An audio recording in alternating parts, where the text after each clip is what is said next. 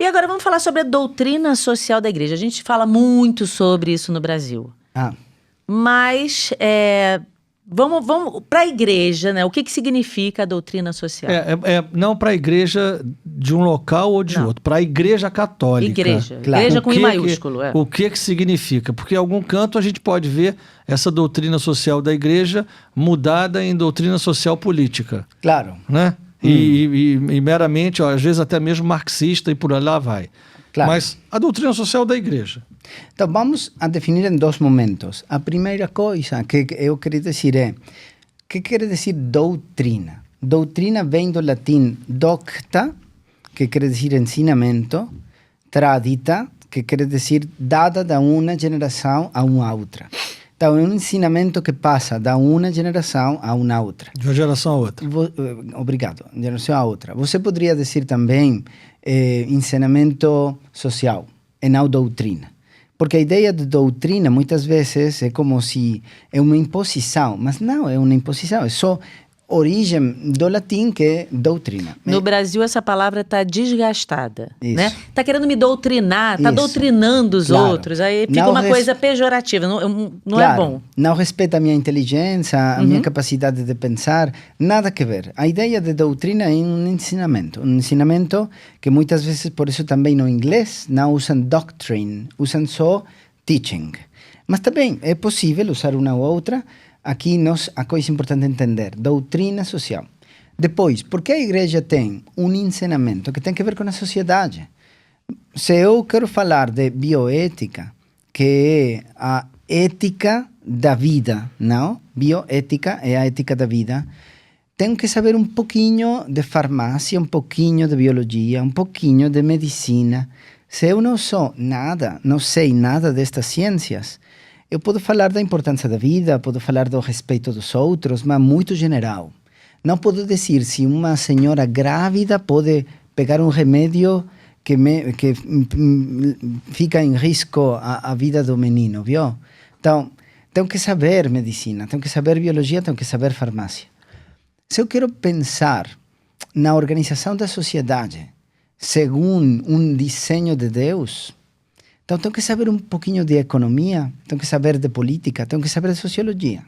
Porque senão é muito difícil dizer, nós estamos vivendo bem como todos queremos viver, ou em realidade não estamos vivendo bem, porque temos uma competitividade que deixa a gente fora, ou bem porque nós estamos muito concentrados no trabalho, muito pouco na família, nós organizamos o mundo laboral, com justiça, ou temos gente... Então, ali tem que saber de economia, tem que saber de política, Não é missão da igreja resolver problemas políticos, econômicos ou sociais. Não. A missão da igreja é espiritual. Mas por quê? Esta é a coisa mais importante para mim. Porque a igreja tem que reflexionar sobre isto.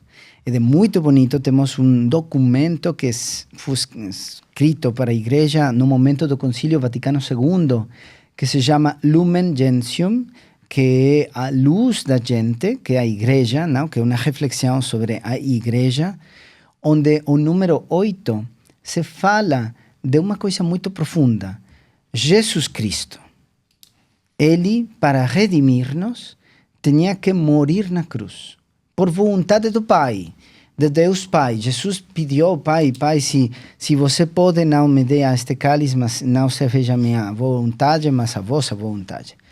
Jesus morreu na cruz por amor, por nós, por amor ao Pai e por nós. Mas sem um corpo, ele não podia morrer na cruz. Tinha necessidade de um corpo para morir-lhe.